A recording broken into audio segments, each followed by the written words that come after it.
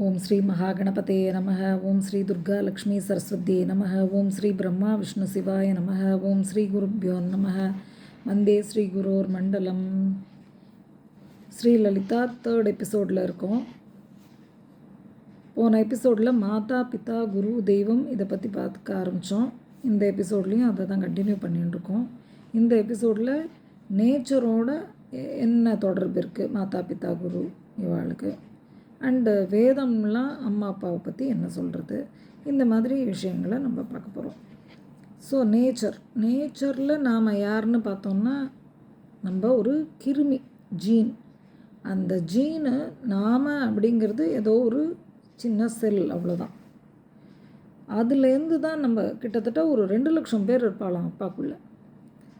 அதுலேருந்து அப்பா கிட்ட உள்ளேயே நம்ம சுற்றின்னு இருப்போமா. இந்த அப்பாவை எப்படி தேர்ந்தெடுப்போம்னா, நம்ம நமக்கு என்ன குணங்கள் இருக்கோ, பூர்வ ஜென்மங்கள்லேயோ எப்படியோ நம்ம என்ன குணங்களை வளர்த்துட்டோமோ, எப்படி இருக்கோமோ அதுக்கு தகுந்த மாதிரியான உடலில் தான் நம்மளால் நுழைய முடியுமா. அந்த செல்லுக்கு போய் ஜாயின் ஆகிற பக்குவம் அதுக்கு ஈக்குவலண்ட்டாக இருக்கிற ஒரு உடலில் தான் போய் நீங்கள் உட்காந்துக்க முடியுமா. நாயாக இருக்கலாம், பூனையாக இருக்கலாம், நரியாக இருக்கலாம், பாம்பு, என்னவா பறவையாக இருக்கலாம், தேள், பூரா, புழு, பூச்சி எதுவாக வேணாலும் இருக்கலாம், மனுஷனாகவும் இருக்கலாம்.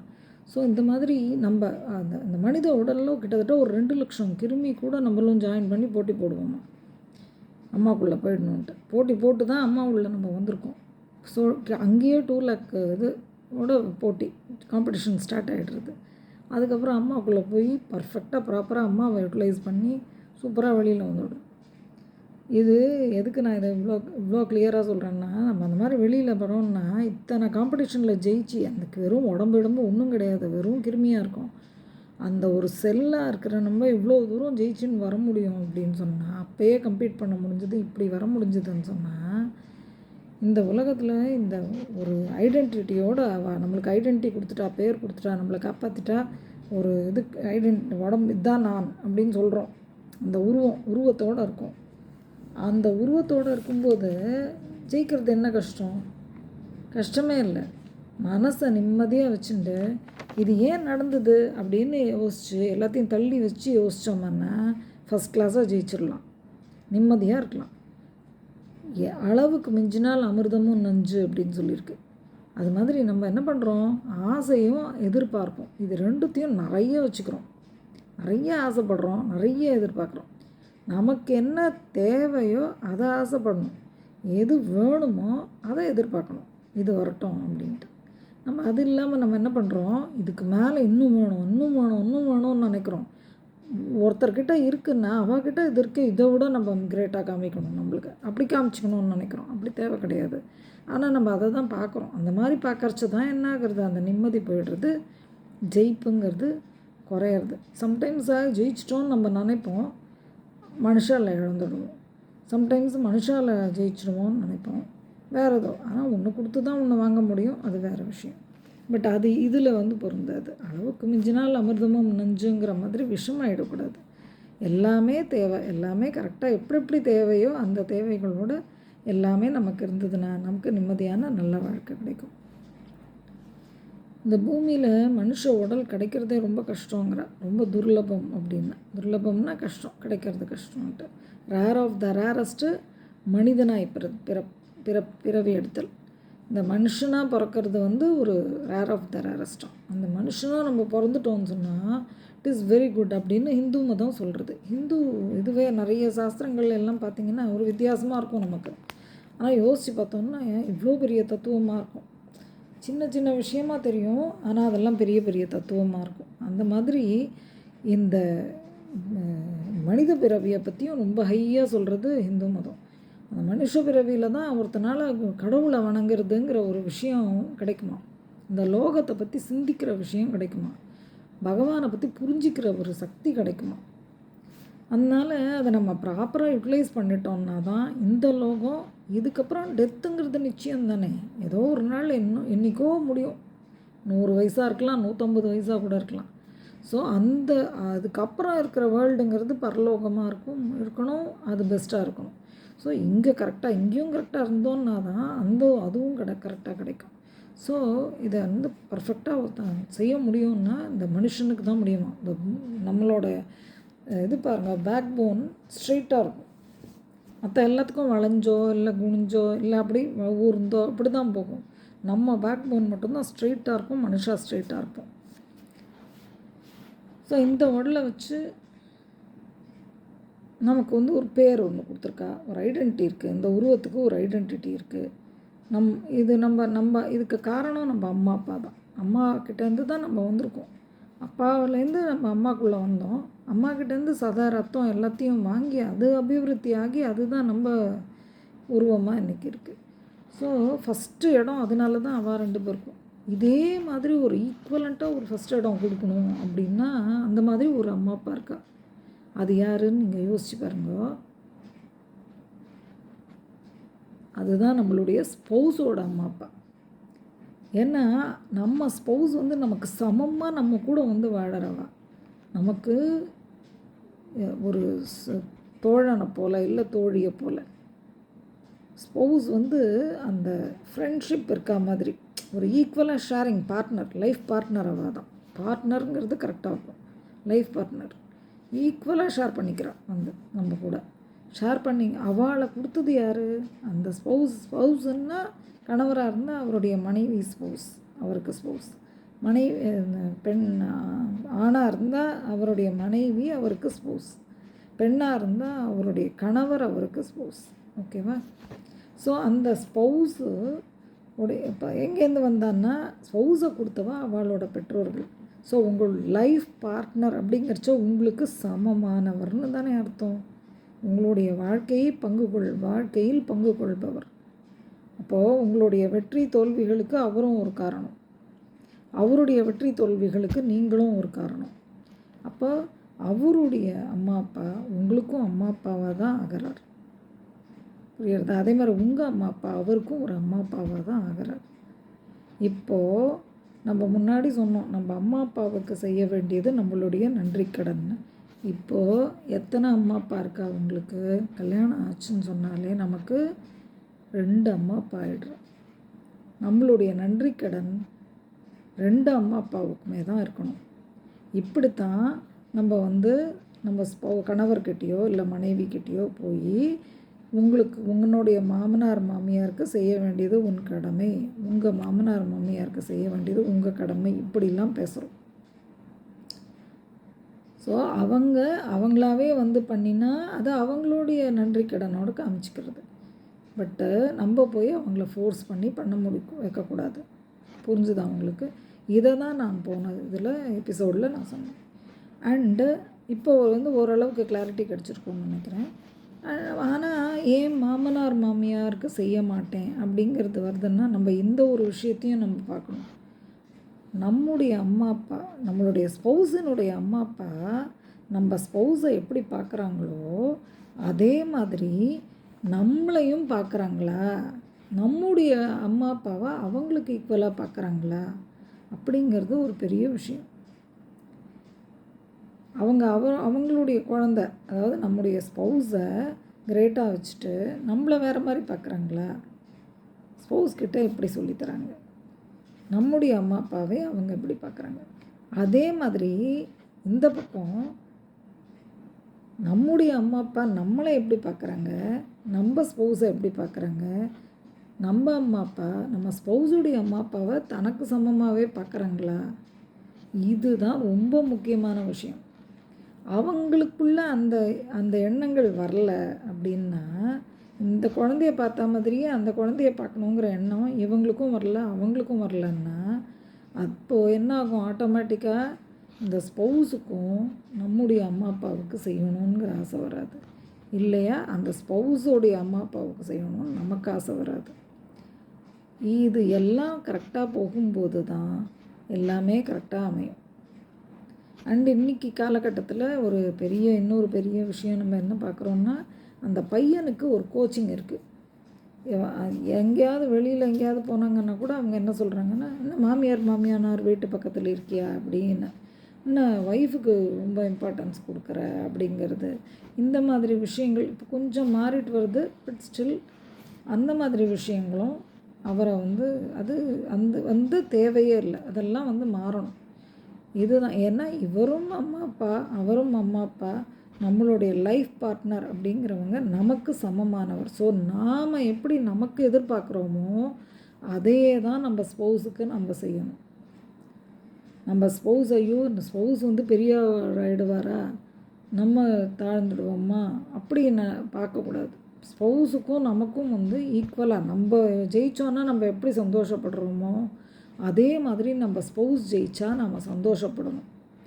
நாம் ஒரு ப்ரமோஷனோ இல்லை ஒரு பாராட்டோ வாங்கும்போது நமக்கு எப்படி நமக்கு ஒரு சந்தோஷம் வருமோ அந்த சந்தோஷம் நம்ம ஸ்பௌஸ் ஒரு பாராட்டோ ஒரு ப்ரமோஷனோ இல்லை ஏதோ ஒன்று ஒரு நல்லது நடக்கும்போது ஸ்பௌஸ்க்கு நமக்கு எப்படி நமக்கு நடந்தால் சந்தோஷம் வருமோ அதே அளவு சந்தோஷம் அந்த ஸ்பௌஸ்க்கு நடந்தாலும் வந்ததுன்னா தான் நாம் ஒரு நல்ல வாழ்க்கையை நடத்துகிறோன்னு அர்த்தம்.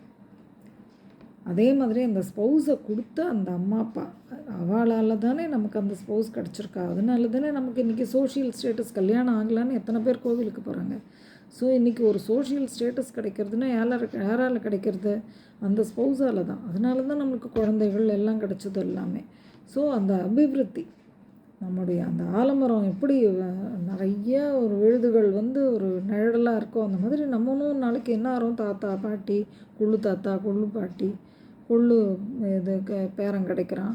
அதே மாதிரி எள்ளு பேரன்னு சொல்கிறாங்க, அதுக்கு அடுத்தது எள்ளு பேரன் எள்ளு பேத்தி இப்படிலாம் சொல்கிறாங்க. ஸோ அந்த மாதிரி ஒரு அந்த இது அது தர்மம். இந்து தர்மம் அப்படின்னு சொல்கிறதுனா குழந்தையும் இருக்கணும் அப்படிங்கிறது அதுவும் ஒரு தர்மம். இந்து தர்மத்தில் அதுவும் ஒன்று. ஸோ அதையும் பண்ணியாகும். அப்போ அதெல்லாம் நமக்கு கிடைக்கிறதுன்னு சொன்னால் எல்லாமே வந்து பிகாஸ் ஆஃப் அவர் spouse and because of her or his parents who gave her spouse. புரிஞ்சுதா உங்களுக்கு? அந்த parents they gave the spouse only because of that we are happy. Today we are with the status and all other things. So இதை வந்து நம்ம என்றைக்குமே ஒரு ஞாபகத்தில் வச்சுக்கணும். ராமகிருஷ்ண பரமஹம்சர் என்ன பண்ணார், தன்னோட ஒய்ஃபை கடவுள்னு சொன்னார், கடவுளுக்கு சமம்னு சொன்னார், கடவுள்னார் எல்லாம் சொன்னார். ஹிந்து மதம் என்ன சொல்கிறதுனா மனைவி அப்படிங்கிறவள் கிரகலக்ஷ்மி அப்படின்னு சொல்கிறது. அதாவது பெண்ணுக்கு இன்னும் கொஞ்சம் ஒரு கூடுதலாகவே ஒரு பிளேஸ் கொடுக்குறது. ஒய் பிகாஸ் அவங்க வந்து இப்போ சப்போஸ் அவங்க என்ன கேஸ்ட்டோ அதான் அவங்க சொல்லக்கூடாது. ஹஸ்பண்ட் இதுக்கு வந்ததுக்கப்புறமா அதை தான் சொல்கிறாங்க. இப்போது அதே மாதிரி ஒருத்தரோட நீ என்ன பரம்பரை அப்படின்னு சொல்லும்போது நான் நாயுடு பரம்பரை, நாயக்கர் பரம்பரை அப்படின்லாம் சொல்லுவாங்க. இந்த கோத்திரங்கிறது என்னென்னா குரு, முக்கால்வாசி பிராமணா தான் கோத்திரம் சொல்கிறது. அது எதனாலன்னா அவங்க எந்த குருவோட பரம்பரையில் வந்தாங்க. ஏன்னா நம்ம வந்து குருவை வந்து எது எது கற்றுக்கணுமோ அப்படி அதுக்கு தகுந்த மாதிரி அந்தந்த குருக்கிட்ட போவோம். இப்போ எப்படி ஒரு வெல்டர் ஒரு மெக்கானிக்கல் இது ஒர்க்கெல்லாம் செய்கிறவன் மிஷினிஸ்ட்டு மெக்கானிக்கல் குருக்கிட்ட தான் போகிறார். இப்போ ஒரு ஃபிட்டர் ஒர்க் பண்ணுறவர் அதுக்கான குருக்கிட்ட தான் போவார். ஃபிட்டர் இன்ஸ்ட்ருமெண்டேஷன்னா அந்த ஃபிட்டர் இன்ஸ்ட்ருமெண்டேஷன் கற்றுத்தர குருக்கிட்ட தான் அதுக்கு போகிறார். அதே மாதிரி ஒரு எலக்ட்ரிக்கல் ஒர்க்குன்னா எலக்ட்ரிக்கல் குரு, எலக்ட்ரானிக்ஸ் ஒர்க்குன்னா எலக்ட்ரானிக்ஸ் குரு இல்லையா? பிஇ எலக்ட்ரானிக்ஸ் படித்த ஒருத்தர் தான் எலக்ட்ரானிக்ஸ் சொல்லித்தர முடியும். பிஇ மெக்கானிக்கல் படித்தவனை வந்து எலக்ட்ரானிக்ஸ் சொல்லிக் கொடுன்னா ஹவு ஹி வில் டீச். அதே மாதிரி தான் இப்போ சிவில் இன்ஜினியரிங் தெரிஞ்சவர் தான் சிவிலில் கற்றுத்தர முடியும். இந்த சேம் வே இது எல்லாமே அந்த குருவுடைய அந்த கோத்திரம் சொல்லிட்டாங்க. அந்த குருவுடைய பேரை தான் அந்த கோத்திரமாக நம்ம சொல்கிறோம். சொன்னோன்னா அந்த குரு என்ன இதுவோ அந்த பரம்பரையில் வரவங்க அதை சொல்லி தருவாங்க. அந்த காலத்தில் வந்து நம்ம ஆக்குபேஷன் வந்து பேஸ்ட் ஆன் அந்த இது தான் ஹைரார்க்கி தான் இருந்தது. ஸோ அந்தந்த ஃபேமிலி ஹைரார்க்கியாக இருந்தது. ஸோ தட் அந்த ஜீன் வந்து அப்படியே வந்துகிட்டே இருக்கும்.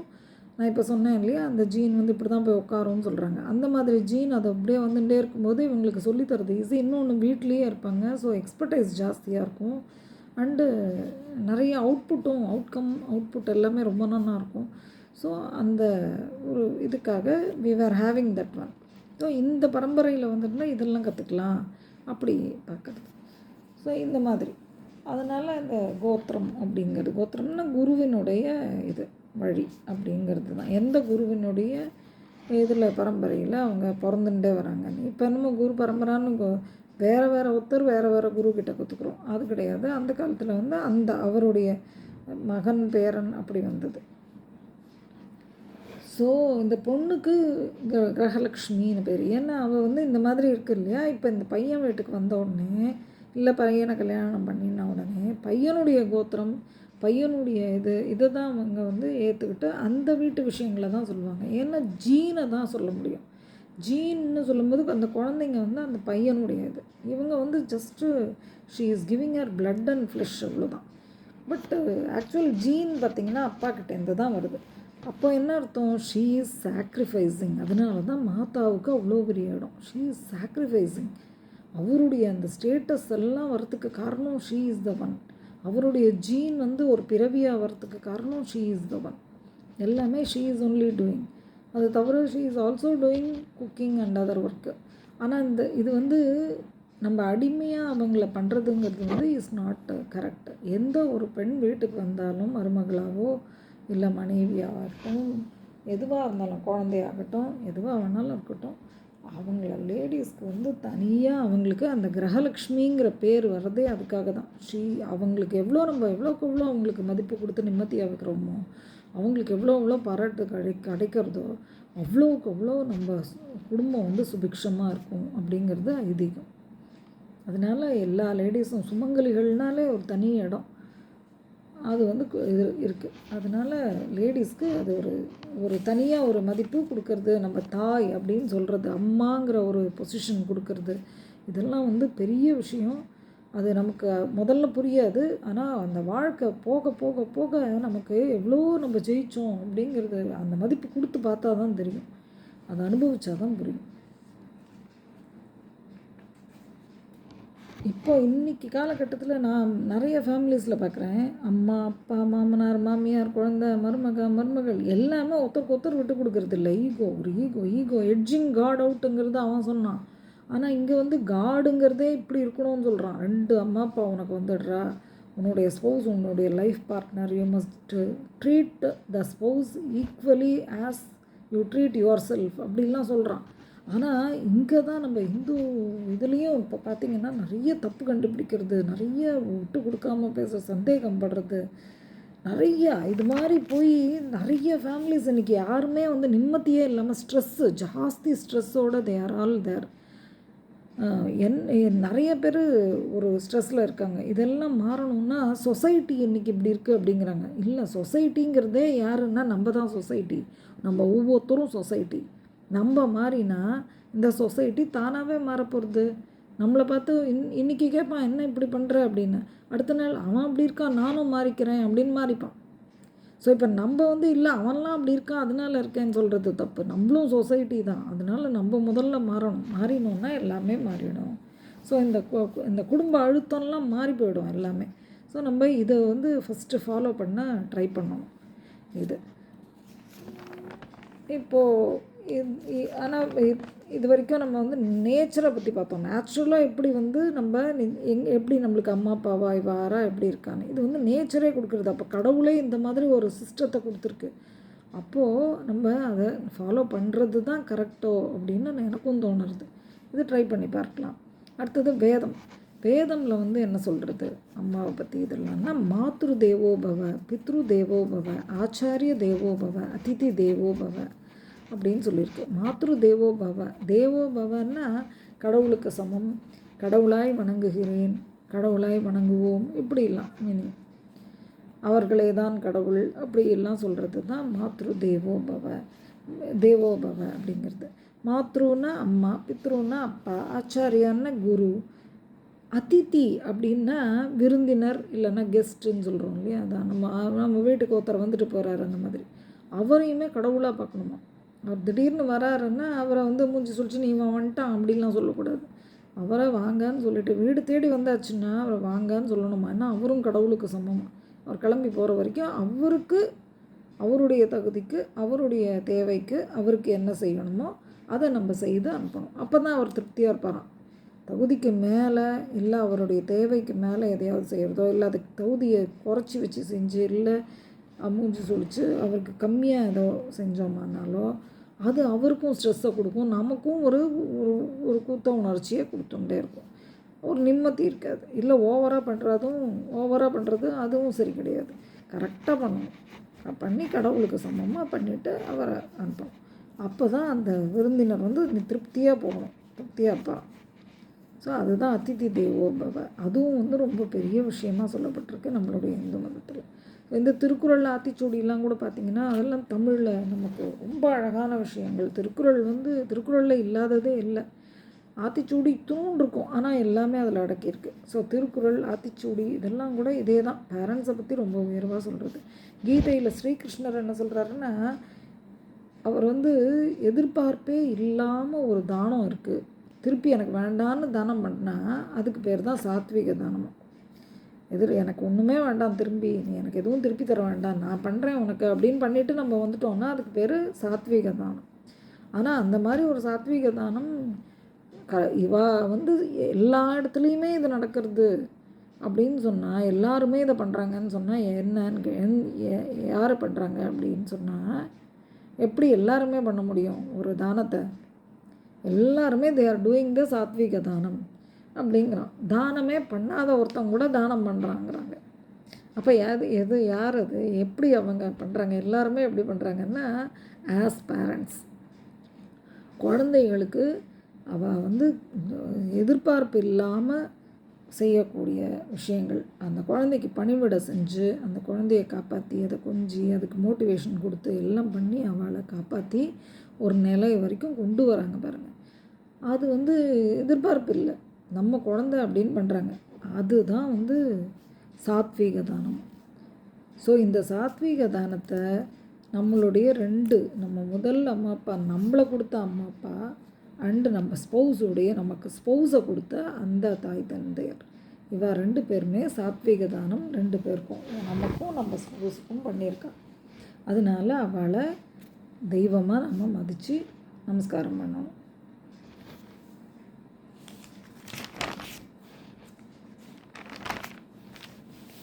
வேதம் அதே மாதிரி இன்னொரு 7 பேர் அம்மான்னு சொல்கிறது. யாருன்னா ஆத்ம மாதா, நம்மளோட அம்மா, நம்ம மாதா, நம்மளுடைய தாயை வந்து சொல்கிறது. அடுத்தது இன்னொருத்தர் யாரை தாயாக பார்க்கணுன்னா குரோர் பத்னி, குருவின் மனைவி, அவங்கள தாயாக பார்க்கணுன்னு சொல்லியிருக்கு. ஏன்னா குரு வந்து நமக்கு வழிகாட்டி, அவர் வழிகாட்டுறார் அப்படின்னு சொன்னாலே அவருடைய மனைவி அவருக்கு ஈக்குவலாக தானே ஒருத்தர் ஸ்பௌஸாக இருப்பாங்க, மனைவியாக இருப்பாங்க. ஸோ அவள் வந்து அப்படியே நம்மக்கிட்ட அதே எண்ணத்தோடு இருப்பாளாம். அவருடைய சிஷ்யர்கள்னால் இவங்க வந்து தாயாக தான் நம்மளை குழந்தைகளை பார்க்குற மாதிரி பார்ப்பாளாம். ஸோ அதனால் அவங்கள நம்ம குருவின் மனைவியை தாயாய் பார்க்கணும். அடுத்தது பிராமணி, பிராமணரின் மனைவி. பிராமணர் எல்லோருமே என்ன எதுக்காக இருக்காங்கன்னா, அவங்க வந்து வேதம் சொல்கிறது, அந்த யாகம் பண்ணுறது, இந்த மாதிரி அவங்க வேறு வேலைக்கெல்லாம் போனால் கூட வீட்டில் என்ன பண்ணுவாங்கன்னா, சர்வே ஜனா சுகினோபவந்துங்கிறது சொல்லுவாங்க கட்டாயமாக. அது அவங்களுடைய ஐதீகம். அவங்க வந்து அதை பண்ணுவாங்க, தே வில் டூ இட். அதனால் அப்படின்னா என்ன, எல்லாரும் நல்லா இருக்கணும் அப்படின்ட்டு. அப்போ அந்த பிராமணருக்கு தகுந்த மாதிரி இருக்கக்கூடிய ஒரு மனைவியை தான் அவருக்கு கல்யாணம் பண்ணுறோம். ஸோ அந்த மனைவியும் என்ன பண்ணுவாள், அந்த பிராமணருக்கு தகுந்த மாதிரி இருக்காள்னாலே ஆட்டோமேட்டிக்காக அவளும் என்ன தான் சொல்லுவாள், எல்லா ஜனங்களும் சுகமாக இருக்கட்டும், சர்வே ஜனா சுகினோபவந்து அப்படிங்கிறது தான் வேண்டுதல். சர்வே ஜனா சுகினோபவந்துங்கிறது வேண்டுதல். சாமிக்கிட்ட போய் சொல்கிறது, சொல்லி மாற்றவாள் எல்லாரையும் இவாளும் ஒரு வாழ்த்து சொல்கிறா, பகவான்கிட்டையும் போய் எல்லாரையும் நல்லா வெய்யின்னு கேட்குறா. ஸோ அதே மாதிரி அந்த மனைவியும் அதையே தான் கேட்பாளாம். அதனால அப்போ நம்மளாம் நல்லா இருக்கணும்னு ஒருத்தர் சொல்கிறான்னா யார் சொல்லுவா, தாய் தான் சொல்லுவாள். அந்த இடத்துல இந்த பிராமணர் இருக்கார், அந்த பிராமணருடைய மனைவியும் அதே தான் சொல்லுவாங்கிறதுனால அந்த பிராமணரின் மனைவியை அவள் சின்னவளா பெரியவளா அதெல்லாம் கணக்கு கிடையாது. ஒரு பிராமணர் பூணூல் போட்டுருக்கிற ஒரு பிராமணர், அவருடைய மனைவின்னா அவளை நம்ம தாயாய் மதிக்கணும். அதனால தான் ஒரு இதுவே உண்டு, பிராமணர்கள் வீட்டில் இருக்கக்கூடிய பிராமண பெண்களாக இருந்தாலும் சரி, சின்ன குழந்தைகளாக இருந்தாலும் சரி, யாராக இருந்தாலும் சரி, அவர்களுக்கு ஒரு தனி மரியாதை கொடுக்கணுமா. அவங்கள வந்து தெய்வத்துக்கு சமமாக பாவித்து ஒரு தனிமை. ஏன்னா அந்த பெண்கள் சின்ன குழந்தையாக இருந்ததுன்னா, கல்யாணம் ஆகாத பெண்களாக இருந்தால் கூட அவங்க நாளைக்கு ஒரு பிராமணரோட மனைவியாக ஆகிறதுக்கு தயாராகி கொண்டே இருக்கிற ஒரு பெண்மணி. அதனால் அவங்களையும் வந்து நாளைக்கு தாயாய் ஆக போகிறவள்ங்கிற அந்த ஒரு மரியாதையோடு இருக்கணுமா. அது ஒரு பிராமணரின் மனைவியாய் வருவாங்கிறதுனால அவளுக்கு பாதுகாப்பு வேணால் கொடுக்கலாமே தவிர நம்ம போய் எதுவும் அந்த ஒரு அதாவது டிஸ்டர்பன்ஸுங்கிறத விட நம்ம வந்து அவளையும் ஒரு தாயை போலவே பார்க்கணும். அடுத்தது ராஜா பத்னி. இந்த செஸ்ஸு விளையாடுறோம் பாருங்கள். ராஜா பத்னின்னா ராஜாவின் மனைவி. செஸ் விளையாடும்போது நீங்கள் பார்த்தீங்கன்னா ராஜாவின் மனைவி அந்த இது குவீன் இருக்குது பாருங்கள். குவீனுக்கு தான் ராணிக்கு தான் செம பவராக இருக்கும். மற்ற எல்லாம் பிஷப் வந்து கிராஸில் போகும், யானை நேராக மட்டும்தான் போகும், சைடில் மட்டும்தான் வரும். குதிரை பார்த்திங்கன்னா எல் ஷேப்பில் மட்டும்தான் போகும். ராஜா கூட 2 ஸ்டெப்பு தான் வைப்பார். ஆனால் ராணி மட்டும் எத்தனை ஸ்டெப்பு எப்படி வேணாலும் போவாள். ஒரு வீரனுக்கு சோல்ஜருக்கு ப்ராப்ளம்னா கூட இவ போய் அந்த சோல்ஜரை காப்பாற்றுவாள். நீங்கள் பார்த்தீங்கன்னா மொத்த நாட்டிலையும் எங்கே யாருக்கு ப்ராப்ளம்னாலும் அவள் போய் காப்பாற்றுவாள். அப்போ நம்மளையும் தானே காப்பாற்றுறா. ஸோ அந்த மாதிரி அந்த ராஜாவின் பத்னி வந்து அப்படி இருப்பாளாம். அதனால ராஜாவுக்கும் அவள் அரணாக இருப்பாள், அந்த நாட்டுக்கும் அரணாக இருப்பாளாம். அதனால ராஜாவின் பத்னியை நம்ம வந்து அம்மாவாக பார்க்கணும், தாயாக பார்க்கணும். இது வரைக்கும் என்ன பார்த்தோம்? ஆத்ம மாதா, நம்முடைய தாயை தாயாய் பார்க்கணும். குருவின் பத்னி, குருவினுடைய மனைவியை தாயாய் பார்க்கணும். பிராமணரின் மனைவியை தாயாய் பார்க்கணும். ராஜாவின் பத்னி, ராஜாவுடைய மனைவியை தாயாய் பார்க்க வேண்டும். 4 பேரை பார்த்துட்டோம். இன்னும் 3 பேர், மொத்தம் 7 பேரை வேதம் சொல்கிறது தாயா. அடுத்து தேனுகு. தேனுகுன்னா பசு. தேனுகுன்னா பசு, பசுன்னா கௌ. ஸோ அந்த பசுவை வந்து ஏன் பார்க்கணும், பசுவை ஏன் தாயாய் பார்க்கணும் அப்படின்னா, பசு வந்து அதனுடைய சாணம் கூட மருந்து, கோமூத்திரம் மருந்து. எதுவுமே சாப்பாடு இல்லைன்னா கூட அதனுடைய பாலை குடிச்சிட்டு உக்காந்துக்கலாம், வயிறு நிறைஞ்சிரும். ஸோ அந்த தேனுவாகிய பசு வந்து ஒரு தாய்க்கு சமானம்னு அதனால தான் நம்ம சொல்கிறோம். ஒருத்தர் கேட்டார், ஏன் எருமை மாட்டு பாலை வந்து சொல்லக்கூடாதா, நீங்கள் எருமை மாடை வந்து இதுவாக சொல்லக்கூடாதா அப்படின்னு. அப்படி கிடையாது. இது ஸ்பெஷாலிட்டி ஏன் கவுக்கு கொடுத்துருக்குன்னா, எருமை மாடு பாலாக இருந்ததுன்னா நம்மளுக்கு கொஞ்சம் தூக்கத்தை கொடுக்கும், அது மந்தத்தை கொடுக்கும். இது வந்து சுறுசுறுப்பை கொடுக்கும் அப்படின்னு ஒரு இது. இப்போ ஒவ்வொன்று சொல்கிறாங்கல்ல, ஒரு மருந்து ஒவ்வொன்று. ஆனால் அது ஒரு மருந்துக்கு யூஸ் ஆகும், இது ஒரு மருந்துக்கு யூஸ் ஆகும். இந்த கோட் மில்க்குன்னு அது ஒரு மருந்துக்கு யூஸ் ஆகும். இந்த மாதிரி ஒவ்வொன்று. அதில் இந்த கவு வந்து எதுவுமே சாப்பிட இல்லைன்னா கூட இதை போய் குடிச்சிட்டோம்னா, இந்த பாலை கொஞ்சம் குடித்தோம்னா நம்மளை ஃப்ரெஷ்ஷாக வச்சிடணும்னு ஒரு இது. ஸோ இன்றைக்கி பசு எப்படி இருக்குங்கிறது நமக்கு தெரியல. ஆனால் இன்றைக்கும் அந்த தேசி கவுங்கிறால அதெல்லாம் வந்து ரொம்ப இந்த சாமிக்கெல்லாம் கோவிலெல்லாம் வளர்க்கக்கூடிய பசுக்கள் இன்றைக்கும் நல்ல அதே இதோடு இருக்குது. அந்த கோமூத்திரம் கூட ரொம்ப மருந்து எஃபெக்ட். ஏதாவது உடம்பு சரியில்லைன்னா இத்தனை சாணம், அந்த கோமூத்திரம், அந்த பால், அந்த தயிர், நெய் இதெல்லாம் சேர்த்து சாப்பிட்டோம், ஒரு அரை ஸ்பூன் 1 ஸ்பூன் சாப்பிட்டோம்னா அந்த எந்த ப்ராப்ளமாக இருந்தாலும் சால்வ் ஆகிடும் அப்படிங்கிற அதை ட்ரை பண்ணி பார்க்கலாம். இன்றைக்கும் பஞ்சகவ்யம் கொடுக்குறாங்க, இந்த ஹோமம்லாம் நடத்துருச்சு. ஸோ தட் இஸ் இந்த இது தான் இன்றைக்கும் அந்த வழிமுறையில் இருக்குது. அடுத்தது தாத்ரின்னா மருத்துவச்சி. ஸோ மருத்துவர் நம்ம வீட்டில் கூட ஒரு பெரியவங்க இருப்பாங்க. வயிற்று வலின்னா உடனே ஒரு மருந்து சொல்லுவாங்க, கஷாயம் வச்சு இந்த கஷாயம் வச்சு கொடு, அந்த கஷாயம் வச்சு கொடு. தலை வலின்னா ஒரு இதுவாக எடுத்து இது போட சொல்லுவாங்க, பத்து போடுறது அப்படின்னு அதுக்கு பேர். பட்டையாக அப்படி வச்சு விட்ருவாங்க. அதெல்லாம் வச்சு விட்டா உடனே அந்த வலி போயிடும் அப்படின்னு. அந்த மாதிரி இவங்கள்லாம் வந்து தாத்ரி அப்படின்னு பேர். இந்த மாதிரி இருக்கிற பெரியவங்களா இல்லை உதவிக்கு வந்து மருத்துவம் பண்ணுறவங்களையோ நாம் தாயாக மதிக்கணும் அப்படிங்கிறது ஒரு இது. அடுத்தது 7ஆவதாக இன்னும் ஒரே ஒரு இது யாருன்னா பிருத்திவி. இதே மாதிரி ஹை லெவலில் வச்சுருக்கா தாயோட ஈக்குவலானா பிருத்திவின்னா பூமி தாய். ஏன் பூமி தாய்க்கு சொல்லப்பட்டிருக்குன்னா, பூமியில் வந்து பூமி ரொம்ப வேகமாக சுற்றுறது. அந்த ஸ்பீடுக்கு நம்மளால் சுற்ற முடியாது, அந்த ஸ்பீடுக்கு நம்மளால் ஓட முடியாது. இந்த ஸ்பீடில் ஓடுறது, தலைகீழாக போகிறது, நேராக வருது, நம்மளும் தலைகீழாக நேராகலாம் போகிறோம். ஆனால் இது எதுவுமே நமக்கு தெரியல. நம்மளை அத்தனை ஸ்பீட்லேயும் நம்மளை ஸ்பேஸில் தூக்கி போடல, பூமி பிடிச்சி வச்சுட்டே இருக்குது. எத்தனை சின்ன ஜீவராசியோ பெரிய ஜீவராசியோ எதுவாக இருந்தாலும் சரி, யாராக இருந்தாலும் சரி, நீ மோசமாக நல்லவனா கெட்டவனா எல்லாருக்கும் தாயாக இருந்து நம்மளை இழுத்து பிடிச்சி வச்சுட்டுருக்கு. அந்த பூமி அதே ஸ்பீடில் ஓடுறது, எப்படி ஓடணுமோ அது மாதிரியே ஓடின்ட்டுருக்கு, எல்லாம் பண்ணுறது. அதுக்குள்ளே நிறைய உயிரினங்கள் உருவாகிட்டே தான் இருக்குது. அப்போ சர்டைன்லி அந்த எர்த்து வந்து ஒரு உயிரினம் தான். உயிரினத்துலேருந்து தான் உயிரினம் உருவாக முடியும். அப்போது அந்த பூமியை பூமி தாய் அப்படின்னு நம்ம வணங்கணும். ஆத்ம மாதா குரோர் பத்னி பிராமணி ராஜா பத்னி தேனு தாத்ரி பிருத்வி இவா 7 பேரையும் தாயாய் வணங்கணும். இதுதான் சொல்லப்பட்டிருக்கு. அடுத்தது வந்தே ஸ்ரீ குரோர் மண்டலம். இது தாயை பார்த்துட்டோம், தந்தையை பார்த்துட்டோம், குருவையும் இன்னும் ஒரு சின்ன விஷயம் சொல்லி நான் இதை முடிச்சுக்கிறேன். வந்தே ஸ்ரீ குரோர் மண்டலம். மண்டலம்னா என்னன்னா எத்தனை தூரத்துக்கு அதனுடைய வீக்ஷணம் இருக்கோ அதெல்லாம் அந்த இடம் வரைக்கும், அந்த ஏரியா வரைக்கும் மண்டலம். சில டைம், அந்த டைமையும் சொல்லலாம். எது வரைக்கும் அந்த டைம் இருக்கோ, அது எது வரைக்கும் அந்த ஸ்பேஸில் இடம் இருக்கோ அது வரைக்கும், அப்படிலாம் ஒரு மீனிங் இருக்குது. பல மீனிங் இருக்குது குருவுக்கு. மூவிங், அதே மாதிரி ஒரு மூவிங் திங், அதுவும் பார்ட்டிகளும் இது மண்டலம்னு சொல்லுவாள். எது வரைக்கும் அது மூவ் ஆகிறதோ அது வரைக்கும் இருக்கிற இடம்.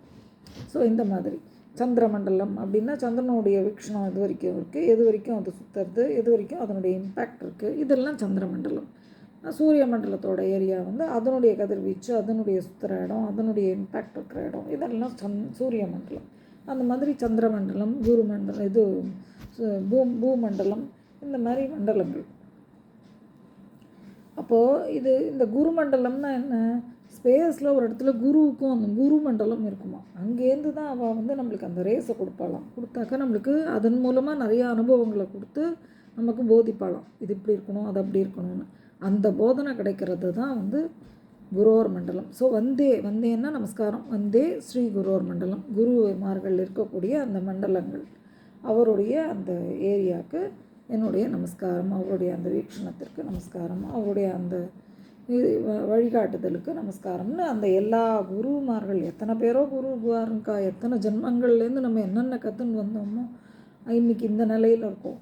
அதனால் அவள் எல்லாருக்கும் நமஸ்காரம் சொல்கிறது தான் வந்தே ஸ்ரீ குரோர் மண்டலம் அப்படின்ட்டு. இப்போது ஸோ மாதா பிதா குரு இவ 3 பேரையும் பற்றியும் பார்த்துட்டோம். ரொம்ப ஐ திங்க் நிறையா அவளை பற்றி தெரிஞ்சுட்டோம். நிச்சயமாக அவள் 3 பேரையும் இப்போ நம்ம விடவே மாட்டோம், எப்போயும் நமஸ்காரம் பண்ணுவோம். இதோட இந்த 3வது எபிசோடை நான் முடிச்சுக்கிறேன். அடுத்த எபிசோடில் நம்ம முக்கியமாக சில கடவுள்னு பார்த்தோம்னா துர்கா லக்ஷ்மி சரஸ்வதியை நமஸ்காரம் பண்ணுறோம். ஸ்ரீ துர்கா லக்ஷ்மி சரஸ்வதி, அதே மாதிரி ஸ்ரீ பிரம்மா விஷ்ணு சிவன், இவாளை நமஸ்காரம் பண்ணுறோம். இது எதனால் வருது, இவாளோட தத்துவம் என்ன, இது மாதிரி விஷயங்களை நம்ம அடுத்த எபிசோடில் பார்க்கலாம். இந்த எபிசோட் கொஞ்சம் லென்த்தியாக போயிடுத்து, but because of the so many நிறைய விஷயங்கள் கொடுக்க வேண்டியிருந்தது. அப்போ தான் இதை முடிக்க முடியும். அதனால் I had taken some more time.